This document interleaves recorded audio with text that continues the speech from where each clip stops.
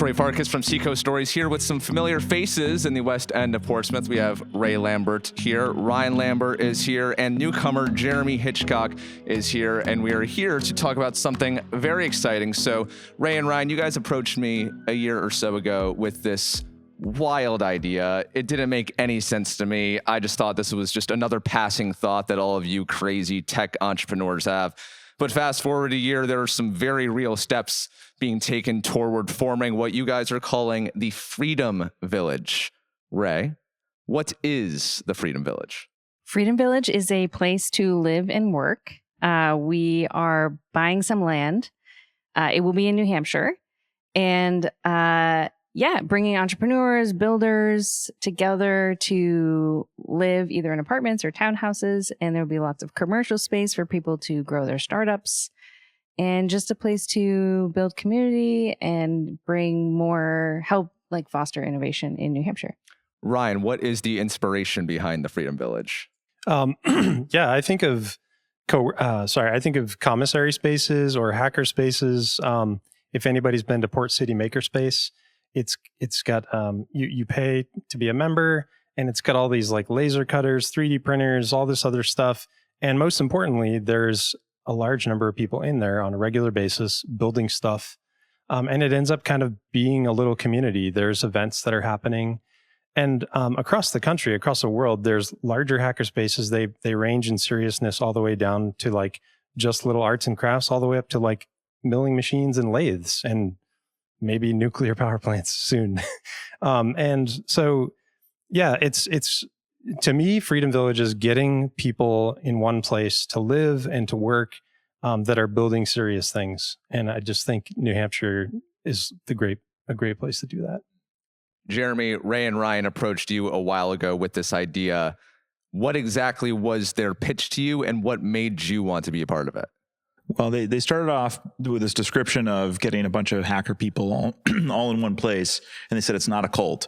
And definitely not a cult. It's not a cult. I just want to be really clear. Although, as we describe it, and as we've gotten better at describing the story and the picture and the vision for what it is, I think we've gotten better at talking about the techno-optimism, about people who want to build things all being under the same roof, being in the same spaces, and living near each other. So that way they get that creative energy gets talked about, like hanging out of the water cooler, and we don't have that as much because we're not going in offices, but more of us are building things with atoms, not necessarily bits. And so being able to have a common space for that, and as Rae and Ryan tell the story, they've pitched this idea like, oh, wouldn't it be great to be near people like this? And most people laugh it off and they think it's silly. And they said it to me, and I was like, oh, that's really cool. I thought about that like 10 years ago. I have a couple plans for it. Like, let's go make this a reality. Let's not just make it be this thing that we eventually do someday, a long time from now. Let's actually do it now. Wow. Okay, Rae, how are we making this a reality? You said you're looking at land in New Hampshire. Yeah, so the official plans are going to be unveiled at Freedom Summit on August 21st. It's a 2-day tech conference featuring biotech and other startups. Secrets. It's a secret right now, exactly where, but it will be in New Hampshire. And we announced our Freedom Summit earlier this week on Twitter, and I got 5 DMs from other serious founders, mostly living in San Francisco, who are from New Hampshire. And there's a ton of people, entrepreneurs, living in all these big tech hubs that would love to live where they came from, but there just hasn't been enough of like a central node, or just like enough opportunities, or enough osmosis, I guess, and opportunities to like be together. But I got 5 DMs from people saying, I've been waiting for a reason to come back to New Hampshire, and this would be it. This would bring me back. Yeah. And you guys feel there's, you've been major figures in the Seacoast and New Hampshire tech scene. You feel there's enough people who are interested in this kind of place? I mean, I don't know what the numbers are, but this is a huge project and a huge investment, and we wouldn't work on it if we didn't think that there was enough numbers. Yeah, there's actually a huge cohort of pretty serious founders already living in New Hampshire and living in the Seacoast, actually.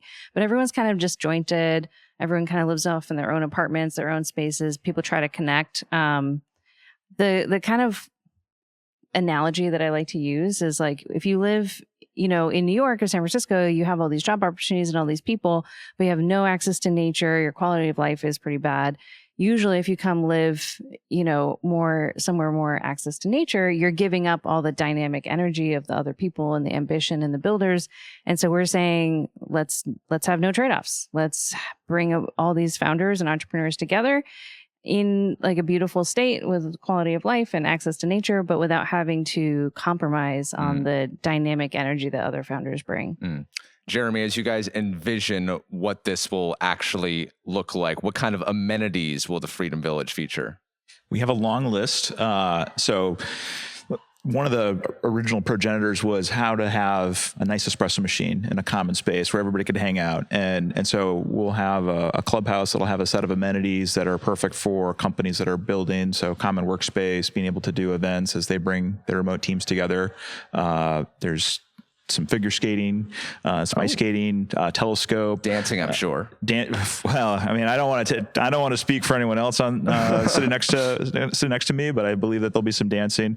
But it's those type of think about cold plunge and sauna and it's the type of things that you would want to have if it was your home, but be able to share it with a community of people that you actually like and trust, not necessarily just a public space. And so we want to be very intentional and thoughtful about that amenity mix. And I think as we've been getting more and more feedback about people who want to live here, it's been a nice, easy way to say, oh, this is really doable, and these things work together.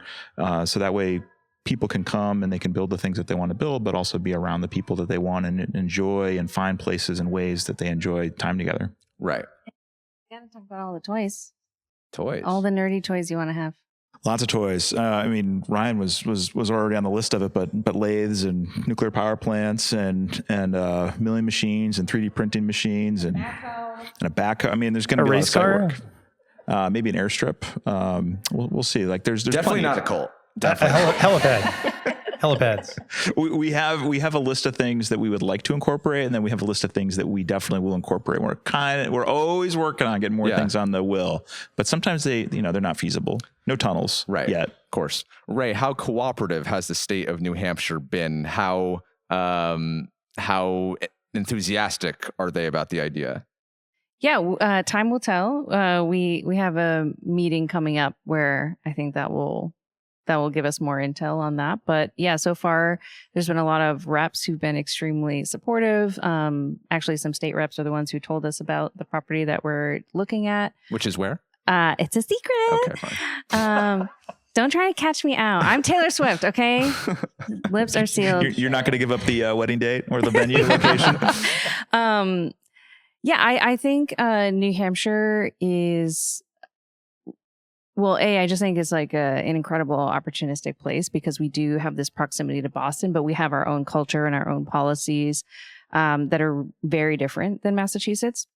Still, a train ride away to New York if you like really need to be there or something. But yeah, so far it's been extremely well received. I'm sure there'll be bumps along the way, but Jeremy, do you want to say something? Yeah, I was going to add that the state, I think, has focused a lot on tourism as being a destination that people can recreate, but being able to recreate and do their vocation, do their work in the same place, and also this whole Yankee ingenuity about building things and making things like that's part of our ethos here. And so being able to create a place that's intentional, that has a destination, so that way, like, yeah, go ski, but then actually like go hack on something or go cut some metal on something or go grow in Oregon. I mean, those are the types of things that are actually happening here. And I think that we have this quiet, stoic pride about the things that we're doing here that are literally world class. And being able to showcase those type of activities is something that we also want to do by providing a platform and a stage so that people who are building these world class things, whether it's in bio, advanced manufacturing, energy, software, like they have a way and they have a place of people that also want to get those messages out. And being around some of the most worldly, innovative people for, I guess, 20 years now in New Hampshire, there's no shortage of world-class things, but being able to have them all around each other and bouncing different ideas off each other, like that's the vision that we have for the community that we want to live in and build. Absolutely incredible. Rae and Ryan, you stay here. Jeremy, can you switch places with Ian? Ian, come in here. Rae, last question on this subject. I know there's so many hoops you guys had to jump through. Any projected timeline for when the Freedom Village might actually be ready to go? Jeremy would have known more about this, but I think we hope to acquire the land this fall, start doing some site work before the winter, finish site work next summer, and then have a move in for phase 1 in 2028, summer of 2028. I mean, phase 0 is going to be us rolling up with a bunch of Airstreams, but of course. Yeah. Okay. Well, I look forward to it. You guys will be fully unveiling the details at the Freedom Summit. Correct. Freedom Summit. Unveiling the details at the Freedom Summit in August. Ryan, can you tell me what this event is going to be? I'll tell you. Okay. Yeah. So Ian, who you'll hear from in just a second, he's been doing a ton of work in the biotech space and has been connected with a lot of companies. We have been trying to kind of drum up some interest around Freedom Village, and Ian hosted an event last summer that was really well attended and had a big impact. And so I thought maybe we should do that, as well, but maybe since we're all friendly, save the time and energy of planning and hosting it. So it's a two for one. So Freedom Summit will bring the best entrepreneurs, biotech scientists, policymakers, experts in AI and robotics and energy together just to kind of showcase the best of New Hampshire and like what is possible here.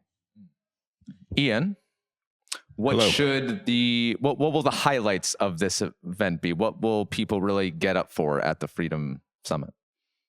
Well, there's 2 days to Freedom Summit. So day 1 is Bioinnovation Day, which is spearheaded by both Freedom Village and Granite Bioinnovation. Granite Bioinnovation is a nonprofit advocacy group that advocates for expanding access to frontier therapeutics in New Hampshire through law and policy to make New Hampshire a hub of biotech innovation in the United States.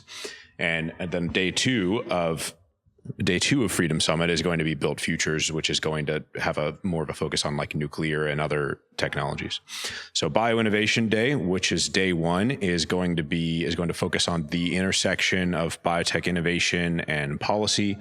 And there's going to be a wide range of incredible companies there from both New Hampshire and also Massachusetts, and some companies from elsewhere in the US that are very interested in New Hampshire because of the pro-biotech innovation movement that we have in our state legislature and that the governor and others have supported.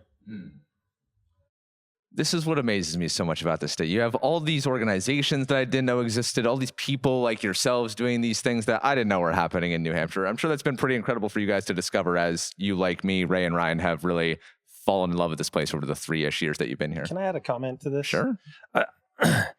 I've been reading a lot about history lately. I think maybe because America turns 250.